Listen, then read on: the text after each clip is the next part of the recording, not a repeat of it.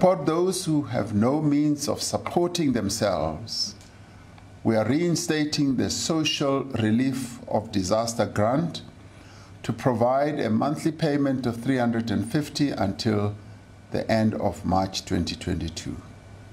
Kube nekujabula kulabanyenti njengoba abantu labanyenti balelive labangasebenti basala badumatekile ngesikhatsi Hulumende ahocisa kubanika imali yesibonelelo ngenyanga yamabasa. Ngetulu kwaloko Hulumende unikele ngemali lengu-400 million amarandi esikhwameni sekutakula labakhahlamekile kulesimo. Kepha umbuto ube khona ukuthi Hulumende bekasayimiselane le mali kwasekuqaleni.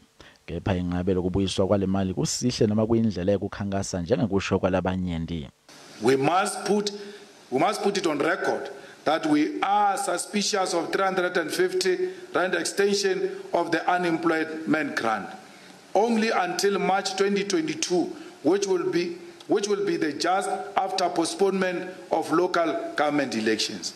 Njengobe lukhethwa lwahulumende basemakhaya selusonzela labanyenti batibutile ukuthi ngabe kusikhathi lesihleni lesi sahulumende sekungenelela kulolu dzaba. The timing is of course suspicious, but there's no bad timing for a good thing if it is well intended.